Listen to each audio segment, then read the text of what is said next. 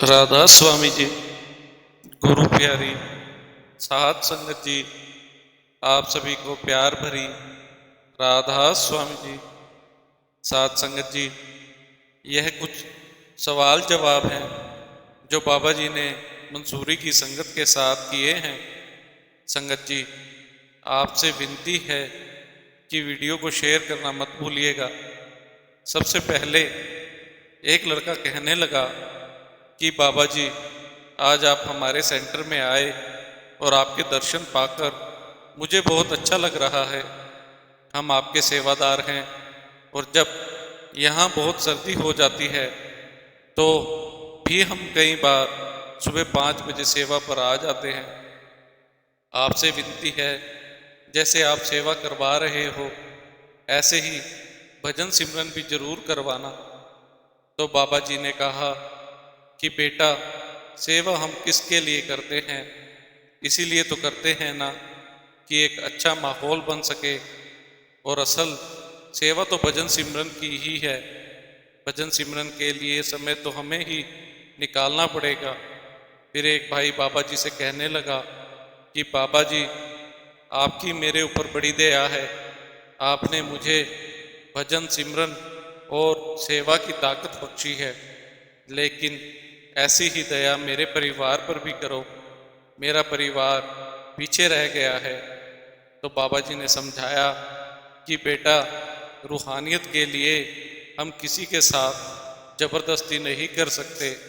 जब आप अपने घर का माहौल बनाओगे तो आपके परिवार वाले भी समझने लगेंगे, लेकिन जबरदस्ती करके कुछ हासिल नहीं कर पाएंगे। आगे बाबा जी ने कहा कि जब आप जवान थे और उस समय आपके साथ कोई किसी चीज की जबरदस्ती करता था तो आपको गुस्सा आता होगा। इसलिए हमें घर वालों के साथ किसी तरह की जबरदस्ती नहीं करनी है। जब वह समझेंगे तो तब उन्हें आपकी बुलाने की भी जरूरत नहीं पड़ेगी। फिर एक बीवी ने बाबा जी से पूछा कि बाबा जी, हम ऐसा क्या करें कि हमें बेवजह की चिंता ना सताए? क्योंकि कई बार हमें छोटी छोटी बातों को लेकर चिंतित हो जाते हैं।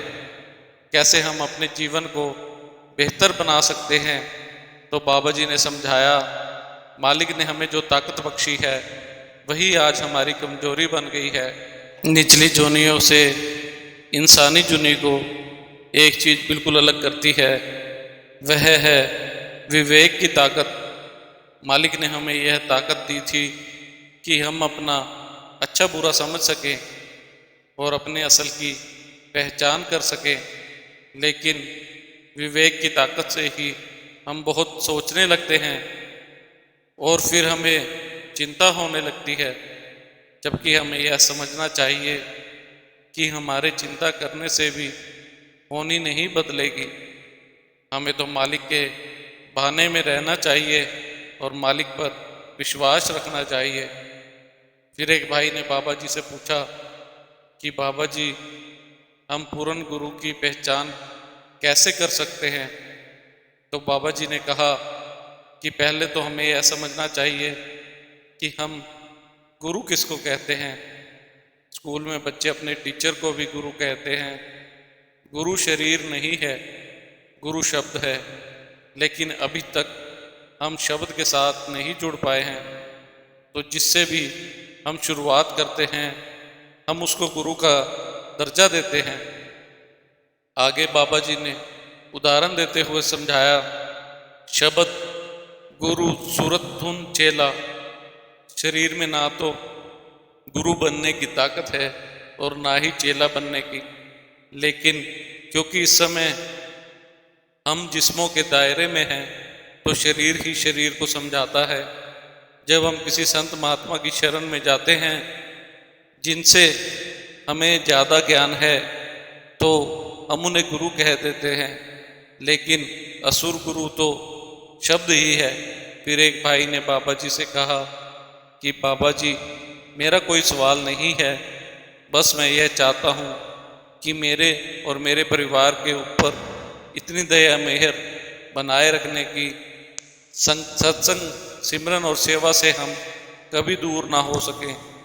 तो बाबा जी ने समझाया कि बेटा, हम सोच लेते हैं कि कुछ चीज़ मांगने से मिल जाती है, लेकिन हमें तो इन सबको अपनी करनी में जाहिर करके दिखाना है। इन सब चीज़ों के लिए कोई किसी को जबरदस्ती नहीं कर सकता। यह हमें खुद सोच विचार करना है कि मालिक ने हमारे यहाँ कर्मों की वजह से भेजा है, इसलिए हमें मांगना नहीं है, हमें तो खुद ही माहौल बनाना है। फिर एक बुजुर्ग अंकल जी बाबा जी से पूछने लगे कि बाबा जी, जब मैं सिमरन पर बैठता हूँ तो तीसरे दिन में बड़ी थकावट महसूस होने लगती है। तो बाबा जी ने समझाया कि जब हमारी तीसरी आंख पर बहुत ज़्यादा जोर देने लगते हैं तब हमें ऐसा महसूस होता है, हमें तो सिर्फ अपने ख्याल को तीसरी आंख पर रखना है, हमें जोर नहीं लगाना। हम सोचते हैं कि हमारे वहाँ जोर लगाने से सूरत जल्दी ऊपर चलेगी, लेकिन ऐसा नहीं होता, उल्टा रुकावट आ जाएगी। फिर एक लड़की बाबा जी से पूछने लगी कि बाबा जी, जिन्हें नामदान नहीं मिला हुआ है वह क्या करें? तो बाबा जी ने कहा कि बेटा, जिन्हें नामदान नहीं मिला है वह पहले अपनी नींव पक्की करें और पाठ करें, और पाठ को हमें समझाने की कोशिश करनी है और उनको अमल में लाना है, जिससे कि हमारा अभ्यास पक्का होगा। फिर एक भाई ने बाबा जी से पूछा कि बाबा जी, लाइफ में बहुत स्ट्रेस और टेंशन रहती है, उसके लिए हम क्या करें? तो बाबा जी ने कहा, चिंता ताकि कीजिए जो अनहोनी होए। मतलब चिंता तो हमें उस बात की करनी चाहिए जो मालिक की मर्जी के खिलाफ हो रहा हो। हमें तो मालिक के बहाने में रहना है और मालिक पर विश्वास रखना है, ज़्यादा ख्वाहिश नहीं रखनी चाहिए। जब हम किसी चीज़ की ज़्यादा ख्वाहिशें रख लेते हैं तो हमारा ध्यान उसी ओर ही लगा रहता है और हम बार बार उसी के बारे में सोचते हैं, जिस वजह से हमें स्ट्रेस होने लगता है और हम डिप्रेशन के शिकार हो जाते हैं। फिर एक भाई बाबा जी से कहने लगा कि बाबा जी, कुछ लोग दूसरों की तरक्की देखकर ईर्ष्या करने लगते हैं और मुंह पर तो बहुत मीठे होते हैं, लेकिन उनके अंदर जहर भरा होता है। तो बाबा जी ने समझाया कि बेटा, हमें तो अपनी करनी पर ध्यान देना है, हम यहाँ किसी को सिखा नहीं सकते। दुनिया ने तो महापुरुषों को भी बहुत भला बुरा कहा है, फिर हम क्या चीज़ हैं? इसलिए आप सिर्फ अपनी करनी पर ध्यान दें।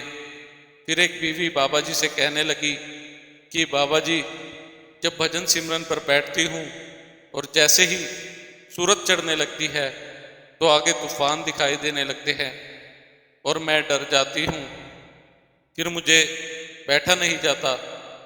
तो बाबा जी ने समझाया कि बेटा, यह सब कुछ हमारे मन पर पड़े प्रभावों के कारण होता है, हमें इन सब पर ध्यान नहीं देना चाहिए और सिमरन को नहीं छोड़ना चाहिए। अगर उसे समय सूरत नीचे गिर जाए तो कुछ देर इंतजार करने के बाद फिर से बैठना चाहिए, हमें कोशिश नहीं छोड़नी है। तो साथ संगत जी, यह कुछ सवाल जवाब थे जो बाबा जी ने संगत के साथ किए थे। वीडियो को शेयर करना मत भूलिएगा और कमेंट बॉक्स में राधा स्वामी जी जरूर लिखिएगा। इसी के साथ इजाज़त चाहते हैं, कल मिलेंगे एक नई साखी के साथ। तब तक के लिए राधा स्वामी जी।